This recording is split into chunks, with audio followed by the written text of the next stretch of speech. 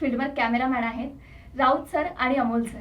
मला वाटतं राव तुम्ही त्या VHS मध्ये पण शूट केलं होतं ना? हा, ते VHS चा किस्सा यांचा खूप मोठा आहे, ते असा सांग. मोठा जर एखादा कार्ड कर्व झालं तर तुम्हाला काय सांगता. म्हणजे ज्यावेळी त्या सोनीपतच्या त्या रोडवर बसले होते, आम्ही अक्षरशः माईकचा आयडी असतो ना आपला, तो आयडी काढून आतमध्ये घुसलो होतो. आणि माझा प्लस पॉईंट होता की माझ्यावर मिक्की होता आणि तो सरदार होता, त्यामुळे मी त्याच्या मागे जर माझ्यासारखे विद्यार्थी या क्षेत्रात यायचंच आहे त्यांना, तर त्यांनी मानसिक आणि शारीरिक तयारी कशी ठेवायला हवी? घटना खूप वेगवेगळ्या घडतात आणि त्याचं रिक्रिएशन कसं करावं आणि कसं तुम्हाला सुचतं लगेच की यार हे केलं ना, थोडं आणखी जरा मसाला किंवा थोडं अजून त्याच्यात. ती बातमी आली पेपरमध्ये तर ते असे छापून आले की एका व्यक्तीने एका दाम्पत्याला असं फसवलं. आता ही बातमी पेपरमध्ये लिहून आली, आता ही मीडियात कशी देणार, व्हिज्युअलाइज कशी करणार तुम्ही? तर मी एका मित्राच्या घरी गेलो, त्याचेच आई वडील घेतले. त्यांच्या आई वडील तो वडील होते, त्यांना ते साधू वगैरे. आणि अशा वेळेस आपला कॅमेरामॅन बनण्यासाठी कोणते गुण असायला हवे? दाभोळकरांचं केलं होतं ते खूपच हे होतं, त्यामुळे आम्ही खूप सिरियसली गेलो होतो. कारण ते म्हणजे तो असा होता ना भाग की खूप सेन्सिटिव्ह भाग होता. तो आपण कॅमेराच केला होता ना, आता मी नाव नाही घेत त्याचं, पण त्यांचं अफेअर ते फक्त नजरेतून बातमी गेली होती बघा ती. पण तुम्ही डोळे शूट करताय तर तुमचे डोळे उघडे पाहिजे हे बघायसाठी की कोणाचे डोळे कोणाकडे आहेत. तर ते कॅमेरामॅनची हीच खासियत आहे की त्याचे डोळे तुमच्याकडे 3 डोळे असतात, तुमचे 2 डोळे, एक तो कॅमेराचा डोळा, तर तिन्ही डोळे वापरायचे तुम्ही ते. नमस्कार, मी अलिना मुनीर. कॅमेरा कलम आणि कंटेंट या पॉडकास्ट मध्ये तुमचं स्वागत आहे. आजचा हा एपिसोड खरंच खूप महत्वाचा असणार आहे, कारण आज आपल्यासोबत आहेत 2 महत्वाचे कलाकार म्हणजे ते पडद्यामागचे कलाकार. ABP माझा मध्ये 15 वर्षांपेक्षा जास्त त्यांचा अनुभव आहे फील्डवर रिपोर्टिंग मध्ये. फील्डवर कॅमेरामॅन आहेत राऊत सर आणि अमोल सर. सर, आमच्या या पॉडकास्ट मध्ये तुमचे खूप खूप स्वागत आहे. तर चला मग आजच्या या संवादाला सुरुवात करूया. सर, माझा तुमच्या दोघांनाही पहिला प्रश्न असा की कोणालाही कॅमेराच्या पुढे बोलायला आवडेल, कॅमेराच्या मागे कोणालाही काम करायला इतकं नाही आवडणार, तर तुम्ही ह्या क्षेत्रामध्ये का आला? तुमच्या या क्षेत्रात येण्याचं मोटिवेशन काय होतं? या क्षेत्रात यायचं म्हणजे कॅमेऱ्याची आवड. आम्ही चुकून त्या क्षेत्रात आलो आणि अभ्यासात दुर्लक्ष होऊन याचा जास्त अभ्यास झाला. आणि कॅमेराचा तुम्ही एकदा कॅमेरासोबत तुम्ही काम करत राहिला की तुम्ही त्याच्यावर प्रेम करता, त्या कॅमेरावर, त्या कामाशी प्रेम करता आणि त्या कॅमेऱ्याच्या प्रेमात पडता. म्हणून आम्ही या कॅमेराच्या क्षेत्रात आलो आणि आम्हाला कॅमेरा आणि हे महत्त्वाचे क्षण टिपण्याचं ते आवडते आम्हाला कॅमेरा. त्याच्यामुळं ते आम्ही कॅमेऱ्याच्या पुढं येऊन आम्हाला ॲक्टिंग नाही करतात. म्हणजे आताही तुम्ही मला विचारताय ना, मी कॅमेऱ्याच्या पुढे असल्यामुळे मला बोलता येत नाही आहे. हेच मी कॅमेऱ्याच्या मागे असतो ना, तर तुम्हाला सांगितलं असतं मी कसं बोलायचं. तर आम्हाला कॅमेऱ्याच्या मागे राहायला आवडतं, कॅमेरा करायला आवडतं. माझंही तसंच आहे. असं काही ठरवून वगैरे झालं नव्हतं. अचानकपणे आलं की कॅमेरा करतोस का म्हणून. ठीक आहे, करतो. आणि सगळ्यात पहिल्यांदा जेव्हा कॅमेरा हातात आला तर फक्त एक बटन माहीत होतं, रेड बटन. ते दाबायचं की ते दाबले की कट. आणि तो हातात बसून बसून इतका आवडला, मग असं झालं की यार ह्याच्यातच करू आपण काहीतरी म्हणण्यापेक्षा एक वेगळं आहे. म्हणजे आज आपण बघतो की लोक डोळ्यांनी कमी बघतात, मोबाईल इतके असतात, कुठला एखादा शो घ्या, काही घ्या, ते मोबाईलवर जास्त बघ. तर ज्याच्याकडे कॅमेरा तो तुम्हाला दाखवू शकतो ना, जे बघू शकत नाही तर तो कॅमेरा तुम्हाला दाखवू शकतो. आणि तोच एक आनंद मिळाला की किती छान आहे हे कॅमेरा. आणि त्यातून मग तसं शिकत गेलो पुढे, तशा अपॉर्च्युनिटी झाल्या, असं झालं. त्यामुळे आज आता आम्ही ॲज अ कॅमेरामन म्हणून इथं बसलेलं आहे. कॅमेरामन खूप वेगवेगळ्या प्रकारचे असतात. तुमचा जो विषय आहे न्यूजचा, तर त्या न्यूजच्या रिलेटेड आम्ही जे कॅमेरामन आहे हे इतर कॅमेरामॅनपेक्षा वेगळे आहे. खूपच फरक आहे. म्हणजे तुम्ही जे करता आणि आम्ही जे याद करतो त्यात खूप, म्हणजे आता पुढचा प्रश्न येईलच तुझा, लाइटिंग आणि सगळं हे क्विक ॲक्शन लागते आम्हाला. ज्या लाईटमध्ये आहेत त्या लाईटमध्ये उचलायचं आणि एक्सक्लुझिव्ह म्हणतात ते व्हिज्युअल्स ते द्यायचे एकदम तुरंत. असं सगळं आहे. तुम्हाला सुरुवातीच्या काळात कोणकोणते मोठे प्रॉब्लेम्स आलेत आणि तुम्ही ते कसे टॅकल करत गेला? सुरुवातीच्या काळात आत्ता जेवढे कॅमेरे ॲडव्हान्स आहेत तेवढे नव्हते. सुरुवातीच्या काळात डीबी असायच्या. रिपोर्टरलाच प्रॉब्लेम. तुम्ही मला मला वाटतं राव तुम्ही त्या VHS मध्ये पण शूट केलं होतं ना. हा, ते VHS चा किस्सा यांचा खूप मोठा आहे, ते असा सांग. मोठा कॅमेरा असायचा, VHS 450 ते अरे कॅमेरा, बापरे. आणि इथं VCR असायचा मोठा असा. त्यावेळेस त्याचा टेप नसायचे, ते VCR मध्ये टेप लावायचे. अरे बापरे. तर तो VCR घेऊन आम्ही गळ्यात अडकवायचो असिस्टंट म्हणून. कॅमेरामन दुसरा, त्यांनी फक्त असं केलं की आम्ही रेकॉर्डिंग करायचं, आणि असं केलं की रेकॉर्डिंग पॉज करायचं, ते काम करायचं, आणि लाईट धरायचे. पूर्वी कॅमेराला ते लाईट होते, सनगन. सर, ते दोन्ही लग्नात इतकं- वगैरे तसे काम कर.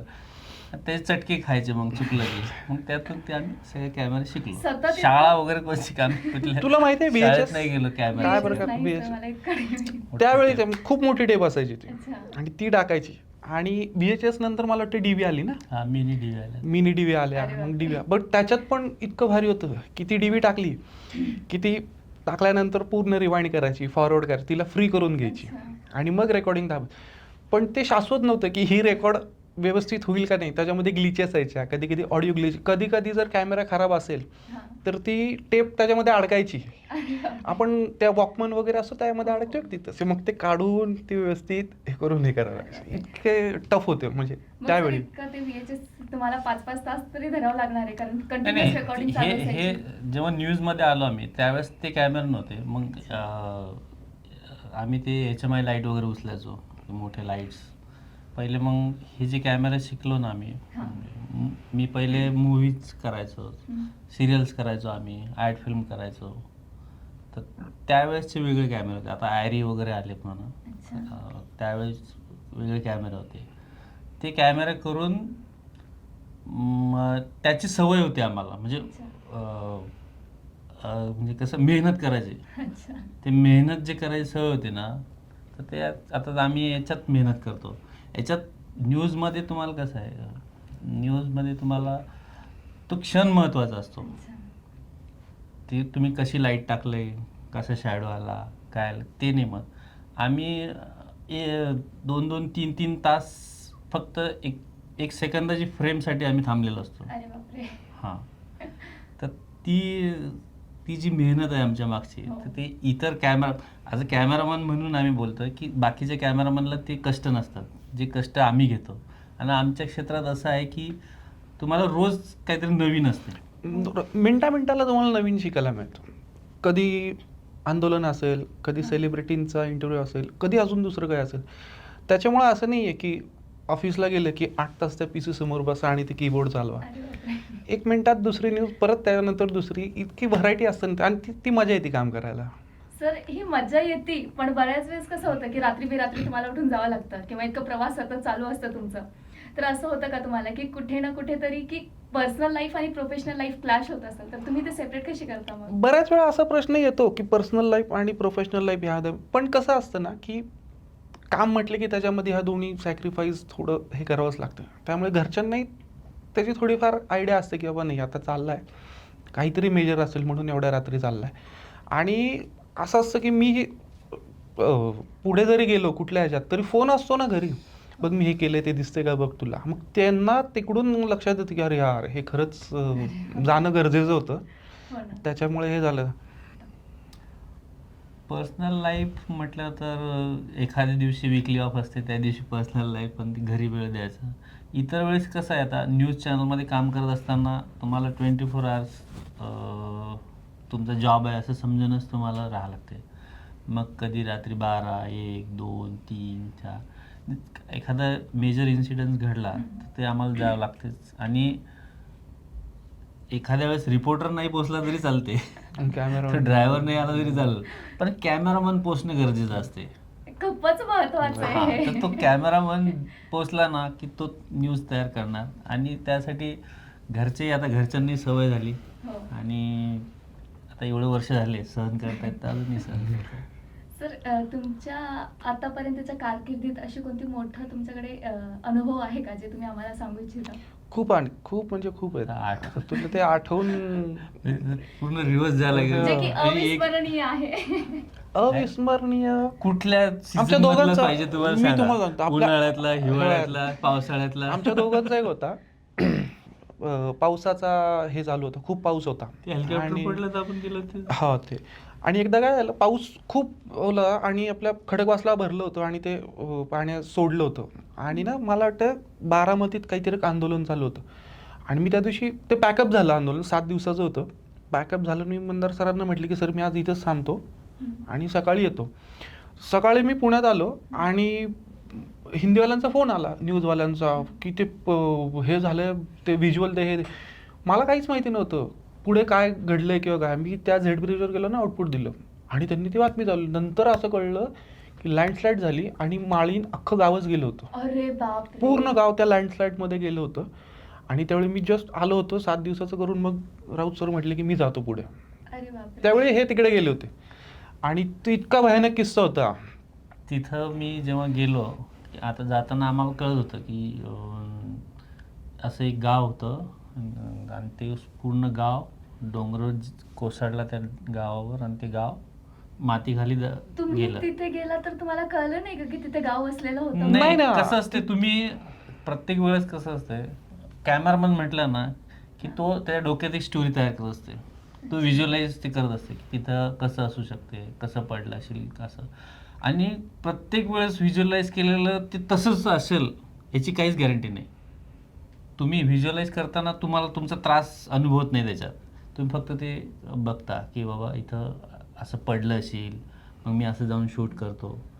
पण त्या तिथपर्यंत जाईपर्यंत काय त्रास होणार, काय होईल ते ते व्हिज्युअलाइज नाही करू शकत. मी जेव्हा तिथं गेलो, म्हणजे त्याच्या आधी आम्हाला कोणाकडेच व्हिज्युअल्स नव्हते असे, कारण तिथं रिमोट एरियात ते गाव. हेच नाही, मोबाईलची रेंज रेंज नाही, नाही, कुठले काही नाही, कनेक्टिव्हिटी नाही, काही काय. नाही. इवन गाडी सुद्धा वर जात नव्हती. बापरे. जी घटना घडली त्यावेळी फक्त एक तिथं मला वाटतं मुक्कामी एस टी जाते, ती एस टीवाल्याला तो गेला आणि म्हटलं अरे इथं गाव होतं कालपर्यंत, आणि मी सकाळी आलो गावच नाही.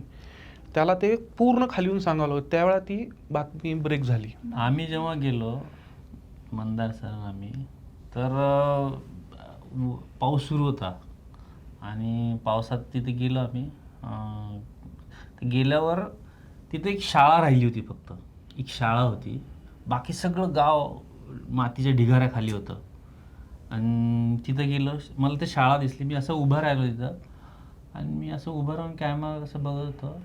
बऱ्याच वेळ असा उभा राहिलो, तर मग मंदार सर आले, म्हटले अरे काय करतोय, शूट करणं. म्हटलं काय शूट करायचं, इथं सगळी माती, या मातीखाली गाव आहे म्हणे, अरे बापरे. याच्या खाली गाव आहे. आणि मी 2 पावलं पुढे गेलो आणि एवढा पाय माझा अडकला.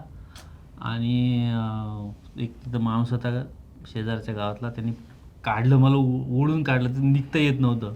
ओढून काढलं आणि माझी चप्पल आत राहिली.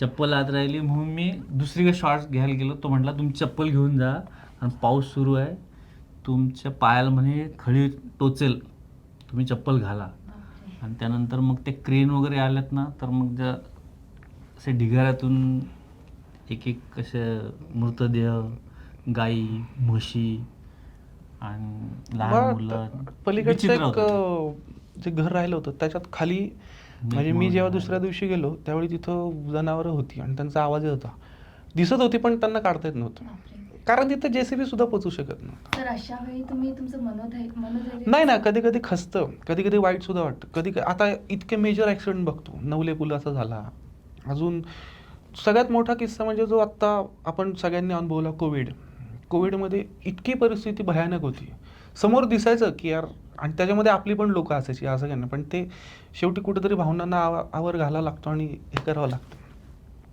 सर सध्या स्थिती खूप गंभीर झाली आहे. हम्म. आता थोडा पण थोडा हे करूया. नाही, प्रत्येक मला- वेळेस तुम्हाला सगळे मृतदेह शूट करायला नाही, लागतात असं नाही. आम्ही काही- सेलिब्रिटी हां. बरोबरही राहतो. तसं सर, मग मला असं विचारायचं आहे की कधी एखादी लाईव्ह रेकॉर्डिंग तुम्ही करत असाल किंवा एखादा इंटरव्ह्यू तुम्ही कॅप्चर केला आणि नंतर तुम्हाला कळलं की माईकच बंद केला, किंवा मी नंतर तुम्हाला असं कळलं की रेकॉर्डिंगच चालू नाही केली, असं कधी झालंय का? ते जोशीचे झालं हो. होतं तुझं फॉर्मॅट झालं फॉर्मॅट झालं होतं, पूर्ण झालं काय होतं. झालं होतं? शरद जोशी जे होते ना, शेतकरी संघटनेचे खूप मोठे नेता होते. अच्छा. त्यांचं आम्ही मल्टी कॅम करत होतो. म्हणजे शेवटच्या दिवसात ते, म्हणजे खूप आजारी होते ते, आणि त्या शेवटच्या दिवसात कसे बसे तयार झाले ते इंटरव्ह्यू द्यायला. तर ते इंटरव्ह्यू घेतला, आम्ही 2च जण होतो, त्यांचा 3 कॅमेरा आम्ही सेटअप केला आणि ते कार्ड काहीतरी नाही फुल झालं होतं, टेप check. टेप होती टेप अच्छा. नाही बरोबर कार्ड कार्ड होतं होतं, कार्ड कार्ड. फुल झालं आणि यार मी आता थांबू कसं त्यांना मी तिथंच तेवढा कट केला मी दुसरं कार्ड टाकलं पण माझा तो मला वाटतं काहीतरी 10 नाही, मिनिट ते तुझं काय 5 का 10 मिनिटाचं गेलं होतं ते डायरेक्ट शिफ्ट केल्यामुळे तो करप्ट झाली फाईल. हो मग अशा वेळेस काय करायला लागते तुम्हाला पेशन्स ठेवा.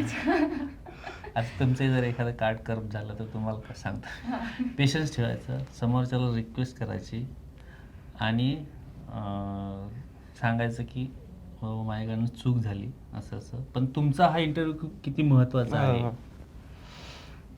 आणि त्यांना कन्व्हिन्सिंग पॉवर पाहिजे तुमच्याकडे.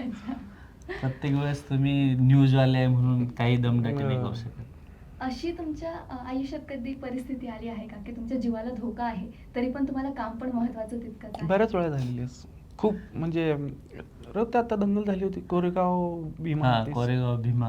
मी ते सोलापूरचे ते खैरलांजी खैरलांजी केलं होतं. नंतर इथं पिंपरी चिंचवडमध्ये दंगल झाली. हम्म. त्या दंगलमध्ये मी वाचलं होतं सुदैवानं, कारण सगळं दगडफेक आणि दिल्लीचं शेतकरी मोठं आंदोलन संघ- शेतकरी आंदोलनाच्या त्यावेळी मला त्याच्यामध्ये आठवतं दंगल. म्हणजे मिकी पण- बरोबर पहिला होतो तुम्ही नंतर मग हे दिल्लीच्या गेलं आंदोलनाच्या होतो. वेळेस पण होता?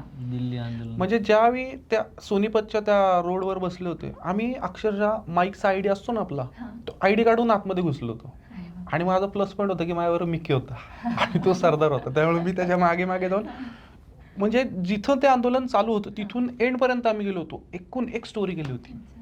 म्हणजे त्यांचं कुकिंग त्यांचं बात आणि जे काय असेल ते कसं राहत होते वगैरे सगळं आणि नंतर मोठ्या आंदोलनात हे होते मिकी बरोबर.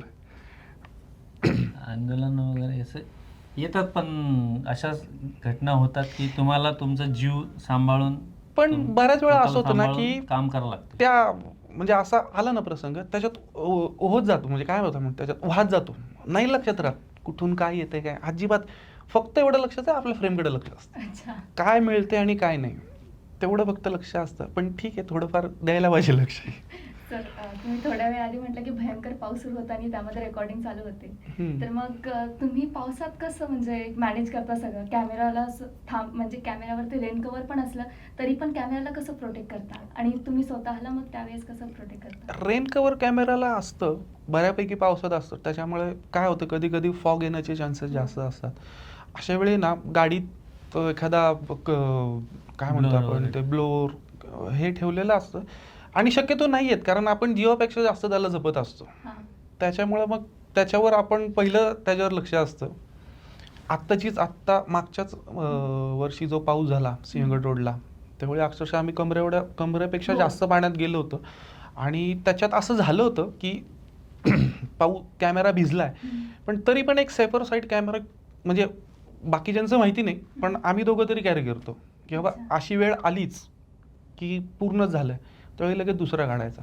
अरे बापरे. हम्म. फंगस पण येण्याची भीती फंगस असते. पण येण्याची भीती असते त्यासाठी पण काही टेक्निकली गोष्टी असतात. ज्यावेळी तुम्ही एखादं कव्हर करता समजा पुण्यापासून बाहेर गेलोय आणि कॅमेरा पावसात भिजलाय जर रूममध्ये आलो हॉटेलमध्ये हे केलं आणि जर रूममध्ये आलो तर आम्ही तो कॅमेरा AC मध्ये नाही ठेवत. अच्छा. त्याला व्यवस्थित त्या एका टॉवेल म्हणा किंवा ह्याच्यामध्ये गुंडळून आतमध्ये ठेवतो जेणेकरून त्याला तो ACची हे नाही तर मग त्याचे जास्त चान्सेस असतात त्याला फंगस आणि हे ते यायचे. हो अच्छा. आणि एक असंच होतं आत्ता लँडस्लाईड झाली होती मला वाटतं पनवेलच्या इथे कुठं झाली होती त्यावेळी आमच्याकडे काहीच नव्हतं.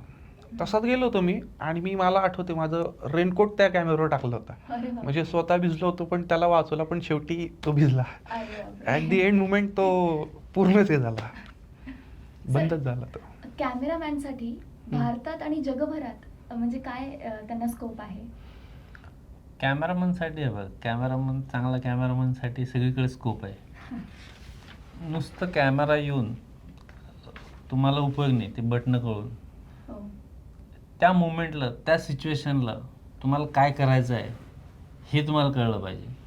मला जगभरातलं नाही माहीत पण इथं आम्ही न्यूज चॅनलमध्ये जे काम करतो ॲज अ कॅमेरामन आमचं काम हे खूप कठीण काम आहे. त्यांनी बघा कोणाला हे आवडत असेल कठीण काम तर याच्यात या, इतरवाईज येऊ नका तुम्ही कारण खूप धावपळ असते, खूप रिस्की वेळ काम कमी आहे असतो.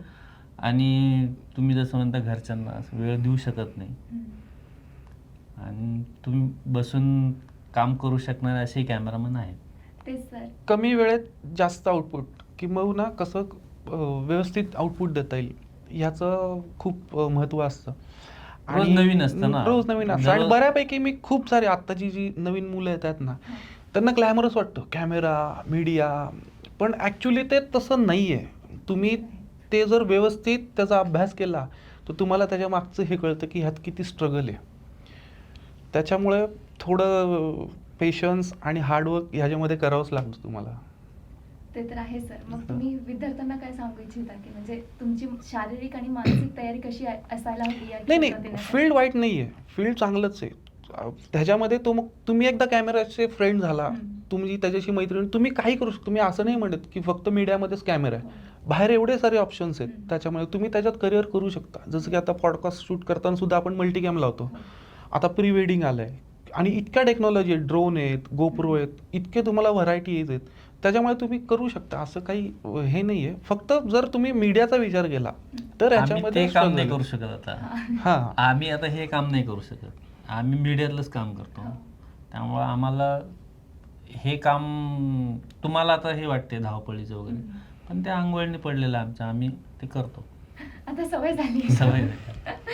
सर कसं म्हणजे तुम्ही आता म्हटलातच ना की म्हणजे विचार करून यायला हवं आणि तुम्ही ते पण म्हटलं की इतकं तास कॅमेरा हातात खांद्यावरती ठेवून उभा टाकावं लागतं. तर तेच की आता जर माझ्यासारखे विद्यार्थी या क्षेत्रात यायचंच आहे त्यांना, तर त्यांनी मानसिक आणि शारीरिक तयारी कशी ठेवायला हवी?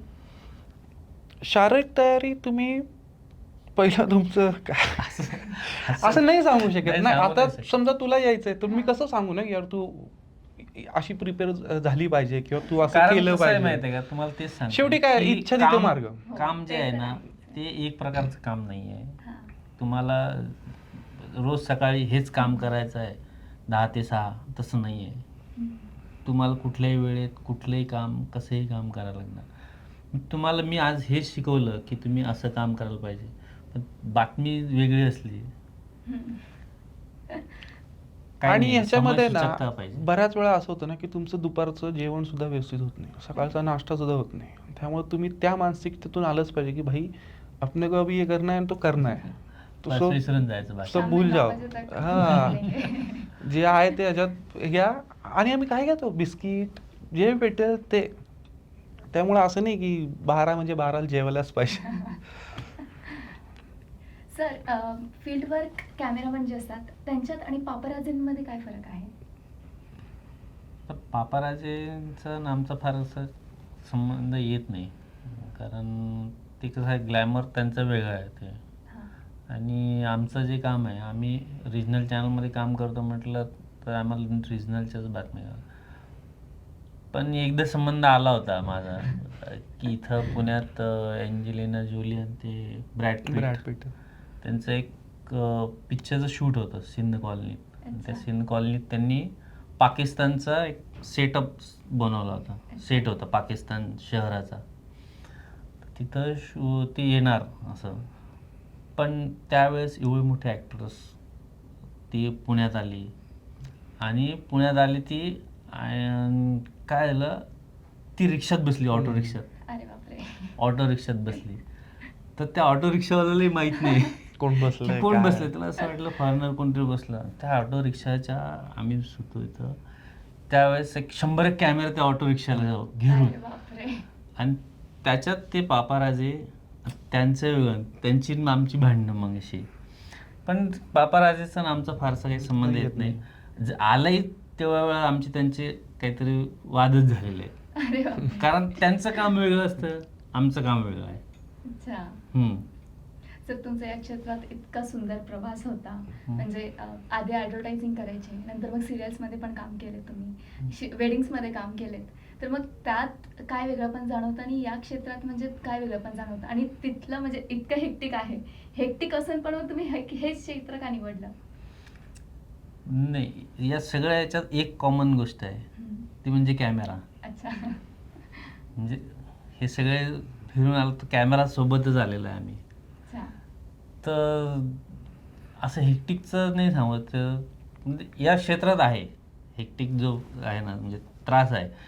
सिरियल करताना आम्ही एका ठिकाणी बसून स्क्रिप्टेड असायचं सगळं. फिल्म म्हणा, ॲड, जे सगळं स्क्रिप्टेड असतं. इथं स्क्रिप्टेड काहीच नाही आहे, तेच आहे. ते तुम्हाला तयार करावं लागतं. ते लाईव्हच आहे सगळं. तर हे चॅलेंजिंग असते, तर कदाचित हे चॅलेंजचं काम आहे म्हणून आवडलं आणि याच्यात रमलो आम्ही. अच्छा. सर म्हणजे बऱ्याच वेळेस कसं होतं की एक घटना थोडी छोटी असती, पण तुमच्या हातात ना म्हणजे त्या घटनेला मोठं करण्याचं ते तुमच्याकडे कला आहेच ती. तर मग ती तुम्ही कसं म्हणजे करता? आणि बऱ्याच वेळेस घटना आम्हाला दिसती, ती एक्सक्लुझिव्ह दिसती बातमी, आणि आम्हाला मोठी गेलेली जाणवतं ते आम्हाला बऱ्याच वेळेस. तर ते तुमच्याकडे म्हणजे त्या घटनेकडे दृष्टिकोन कसं असतं बघण्याचा? काय घटना खूप वेगवेगळ्या घडतात आणि त्याचं रिक्रिएशन कसं करावं आणि कसं तुम्हाला सुचतं लगेच की यार हे केलं ना थोडं आणखी जरा मसाला किंवा थोडं अजून त्याच्यात अशा वेगवेगळ्या डिपेंड्स असतं. म्हणजे तुम्ही किती करता, रिक्रिएशनचा काय. भाग असतो एक, की एखादी घटना घडून गेलेली असते, पण आपलं व्हिज्युअल मीडिया असल्यामुळं कसं असतं, दाखवायचे असते. प्रिंटमध्ये कसं लिहून होते बातमी, तुम्ही ते वाचता. आपलं व्हिज्युअल मीडिया असल्यामुळं तुम्हाला ते व्हिज्युअल्स, मग तो कॅमेरामनला सांगितलं जाते की काल असे असे, आता मी एक मागे रिक्रिएशन केलं होतं म्हणून ते सांगतो. मग एक साधू होता, त्यांनी ते एका फॅमिलीला सांगितलं की तुम्ही 1.5 लाख रुपये द्या, हां. आणि एक हांडा होता, त्या हांड्यात आपण ते ठेवू हम्म. आणि त्याला ते पॅक करू आणि दार बंद करून तुम्ही एक 15 दिवसानंतर ते उघडा, हां. तर तुम्हाला ते 1.5 लाखचे 3 लाख होतील. अरे बापरे. असं मला आत्ता एक्झॅक्ट ते फिगर आठवत नाही. आता याच्यावर मग तिथं त्यांनी कंप्लेंट केली फॅमिलीनी की आम्हाला असं असं एका जणांनी फसवलं, आम्ही 15 दिवस उघडलं, त्यात तर 1 रुपया नव्हता, तर असं आम्हाला फसवलेलं आहे. तर याची FIR झाली आणि ती बातमी आली पेपरमध्ये. तर ते असे छापून आले की एका व्यक्तीने एका दाम्पत्याला असं असं फसवलं. अच्छा. आता ही बातमी पेपरमध्ये लिहून आली, आता ही मीडियात कशी देणार, हां. व्हिज्युअलाइज कशी व्हिज्युअलाइज कशी करणार तुम्ही? तर मी एका मित्राच्या घरी गेलो, त्याचेच आई वडील घेतले. त्यांचे आई वडील होते, त्यांना ते साधूचा बनेनवर साधू वगैरे, आणि अशा वेळेस त्यांचे फेस नाही दाखवायचे तुम्हाला. ती तुमची एक कला असते कॅमेरामॅनची की कुठे ब्लर केलं पाहिजे किंवा reveal ते झाले नाही पाहिजे त्यांचे हां. चेहरे. अच्छा. शॅडो लाईटमध्ये शूट करायचं, शॅडो शूट करायचं, आणि तो फीलही आला पाहिजे की इथं पूजा चालू आहे, ते अगरबत्ती लावून ते लोक, मग त्याचे शॉर्ट्स घेऊन ते रिक्रिएशन जे करतो, मग त्यातून मग ती बातमी सांगितली जाते की असं असं असं असं घडलं होतं. तर ते एक काम असते आम्हाला की आम्ही आणि ते जे तुम्ही recreate करू बघता शकतो. टीव्हीवर की ते कसं अरे यार हे खरंच असं झालं असेल आणि मग त्यातून 2 ते लक्षात मिनिटाची येतं बातमी की असते, पण पण त्याच्यात त्याला- ते रिक्रिएशनमुळे ती आणखी जास्त मजा येते त्याला. बऱ्याच वेळा ना क्राईम सीन मध्ये आम्ही करतो असं. आता रिसेंटली ड्रग्सची एक केस होती, हो. त्याच्यामध्ये तो गाडीत येऊन बसतोय, पैसे घेतोय, बॅग वगैरे, ते इतक्या वेळ गेलं. तो गाडीतून येतो, बसतोय. बऱ्याच वेळा असं पण झालेलं की लोकांना खरं वाटतं अरे हे खरंच आहे का, हा पळून चाललाय का काय, किंवा हा खरंच चोरी करतो का काय, असं पण होतं. पण ते दाभोळकरांचं केलं होतं ते खूपच हे होतं. त्यामुळे आम्ही खूप सिरियसली गेलो होतो, कारण ते म्हणजे तो असा होता ना भाग की खूप सेन्सिटिव्ह भाग होता आणि ते खूप विचारपूर्वक करायचं होतं. त्यामुळे आम्ही इतकं व्यवस्थित ते प्रिपरेशनने केलं होतं, गन आणि हे आणि ते. अख्खी स्टोरी केली. हा, आणि ती समजली, ती म्हणजे आम्ही त्या आमचं- स्टोरीवरून ते कळलं की यार हे खरंच असं झालं. म्हणजे आम्ही टाइम लावून गेली होती. 7 वाजले, 7:30 वाजले, 8 वाजले, सगळं व्यवस्थित. आणि तिथे थोडं काही चुकलं असतं ना तुमच्यावरती हां. डायरेक्टच हे सगळेच झालं. आले असते. हो. ते खरंच खूप म्हणजे कठीण आहे. तर यावरूनच एक चांगला कॅमेरामॅन बनण्यासाठी कोणते गुण असायला हवे? काही नाही, कष्ट करा. कष्ट करा आणि तुमच्यात आवड पाहिजे. तुम्ही जर आवड असेल ना, तुम्ही खरंच खूप, आणि तुम्हाला काय म्हणतात त्या कॅमेऱ्यातलं ना आतलं कळलं पाहिजे की आता इथे आंदोलन चालू आहे, तर हे करणार काय, हे फोडणार आहेत, जाळणार आहेत, काय करणार, तर तुम्ही ते लक्ष दिलं पाहिजे. किंवा तो समजा एखाद्याचं स्पीच चालू आहे, तर त्या फ्रेमकडे लक्ष न देता तो काय बोलतोय आणि ते काउंटर किती आहेत ते सुद्धा कॅमेरामनचं आहे. म्हणजे ते लक्ष असावं लागतं त्याला की यार हा इथे ते बोललेलं आहे. किंवा एक स्टेज प्रोग्राम आहे, त्याच्यामध्ये कोण शेक हँड करते किंवा कोण कुणाकडे कसं बघते. रोजचा आपला किस्सा लग्नातला तो नजरेचा, तो आपण कॅमेराच केला होता ना. आता मी नाव नाही घेत त्याचं, पण त्यांचं अफेअर ते फक्त नजरेतून बातमी गेली होती बघा ती. आखो की गुस्ताखिया. थोडं आम्हाला सांगा थोडं. ते आता ते हे होईल, ते नाव नाही घेत ते. पण थोडं अशी एक स्टोरी होती सांग. की त्यात फक्त डोळे होते आणि डोळ्यांवरती बातमी झाली होती. अरे बापरे. नाही, किस्सा तर कसं आहे सांगा माहिती आहे ना का, कमीत ऐका, कमी. म्हणजे ते ज्याच्याबद्दल आहे ना त्याला लक्षातही आलं असेल की कोणाबद्दल बोलतोय. पण तुम्ही डोळे शूट करताय तर तुमचे डोळे उघडे पाहिजे हो. अच्छा. हे बघायसाठी की कोणाचे डोळे कोणाकडे आहेत. अच्छा. तर ते कॅमेरामॅनची हीच खासियत आहे की त्याचे डोळे तुमच्याकडे 3 डोळे असतात. अच्छा. तुमचे 2 डोळे, एक तो कॅमेराचा डोळा, तर तिन्ही डोळे वापरायचे तुम्ही ते. हो. तर ते त्याच्यावरूनच ते बातमी झाली त्याच्यावरून झाली होती ती. सर, असतात असं. आजची चर्चा इतकी रमली आहे ना, खरंच मला ना ह्याचं एंड पण करा वाटत नाहीये. तर त्यासाठी आपण एक छोटासा गेम घेऊया, रॅपिड फायर म्हणून घेऊयात. मी तुम्हाला प्रश्न विचारणार आणि तुम्हाला लवकर मला उत्तर पाहिजे इन्स्टंट. विचार नाही करायचा जास्ती. ऑप्शन बोला, तर एक आधी एकेकाने द्यायचं. एक अमोल सरांना, नंतर राऊत सरांना. Option आहेत ना? हो, आहेत. तुमच्यासाठी सर्वात महत्वाचं काय? परफेक्ट शॉट, योग्य वेळ, उत्तम लाइटिंग. Perfect shot. सर तुमच्यासाठी का? Because it's exclusive. Okay. Sir तुमच्यासाठी कॅमेरा कोणता आवडतो? Sony, Canon, Nikon. सोनी. का? माझी मैत्रीण आहे. सर तुम्हाला पुढचा प्रश्न. कॅमेरा कुठले? मैत्रीण होती. पुढचा प्रश्न तुम्हाला, कुठलं शूटिंग सर्वात जास्त आवडतं? Documentary, live reporting, film shooting. Documentary. का? वेळ असतो खूप आणि व्हेरिएशन्स खूप घेता येतात. सर तुम्हाला कोणतं लोकेशन शूटिंगसाठी बेस्ट? शहरातील गजबज, निसर्गाच्या सानिध्यात, अबँडन्ड प्लेस. लोकांच्या गजबजीत शूट करायला आवडते, कारण लोकांचे चेहरे तुम्हाला शूट करायचे असतात आणि अच्छा. प्रत्येक चेहरा हा वेगळा असतो. सर तुमच्यासाठी कोणता शूट जास्त आव्हानात्मक? स्टंट आणि ॲक्शन, नैसर्गिक आपत्ती कव्हर करणं की प्रचंड गर्दीत लाईव्ह इव्हेंट. नैसर्गिक आपत्ती कव्हर का? करणं. ते का नाही सांगू शकत, पण आवडतं ते. ओके. सर पुढचा प्रश्न तुमच्यासाठी, तुमच्या गिअरमध्ये नेहमी काय असतं? Flash light, external mic, extra batteries. Extra battery.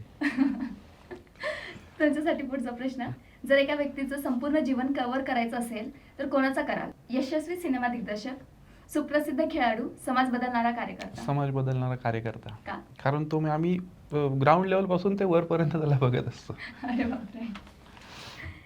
जर तुमच्याकडे टाइम मशीन असतं तर कोणत्या ऐतिहासिक घटनेचं शूटिंग केलं असतं?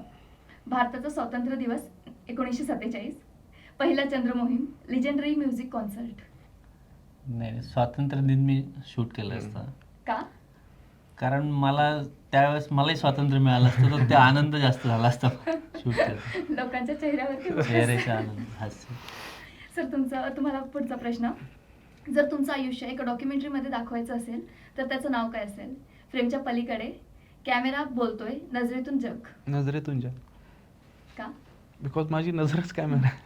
सर तुम्ही म्हटलं तुमची मैत्रीण सोनी. त्यासाठी मला हा प्रश्न विचारायला आवडेल, जर तुम्हाला कोणत्याही एका कॅमेऱ्याची आयुष्यभर मोफत सुविधा मिळाली तर तो कॅमेरा कोणता असेल? Sony, Nikon, Canon. तर मी मैत्रीण सांगू नये.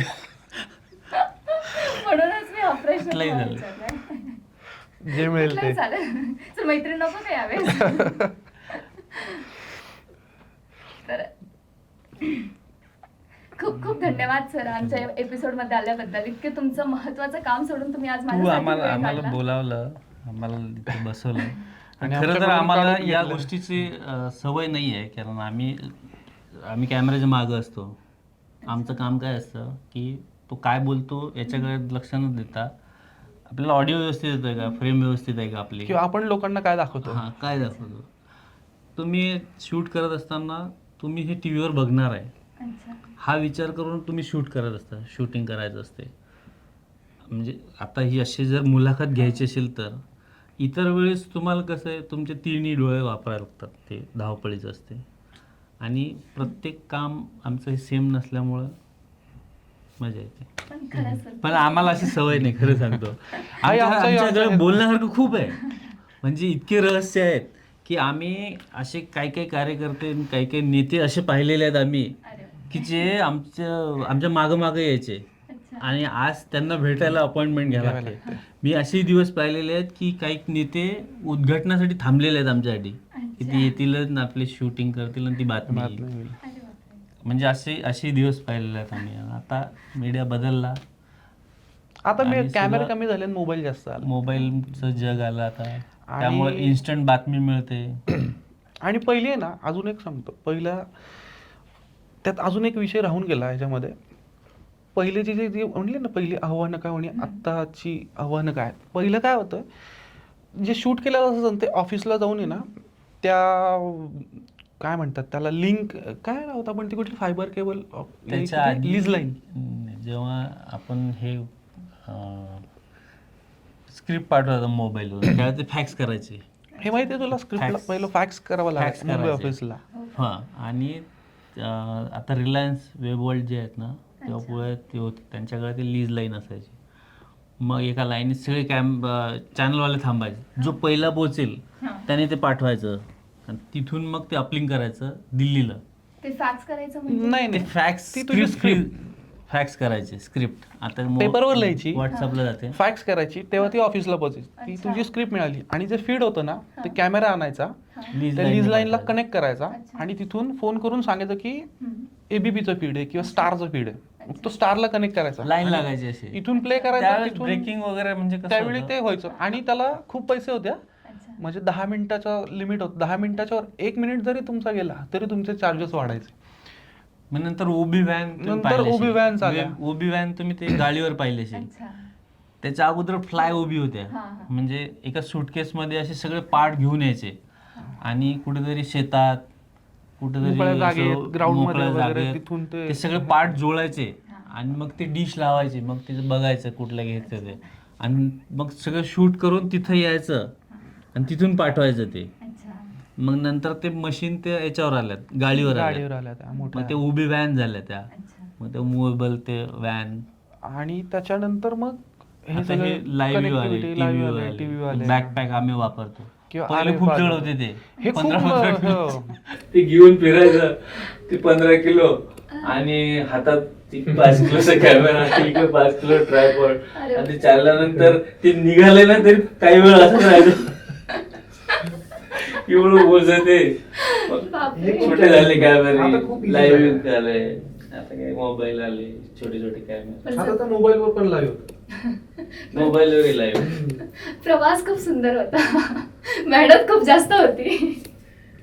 तुम्हाला आवड पाहिजे आता का कुठल्याही गोष्टी आणि तुम्ही ना नवीन नवीन टेक्नॉलॉजी शिकली पाहिजे, तर तुम्ही काय म्हणतात अपडेट राहता, आणि त्यानुसार तुम्हाला पुढचं कळत जातं. तू म्हटली गोप्रो वगैरे, त्यात पण इतके सारे आहेत ना, काय म्हणतात आपण, त्याचा खूप चांगला वापर होऊ शकतो गोप्रोचा. आणि त्याला वेळ पाहिजे, आमच्याकडे तो वेळ नसतो.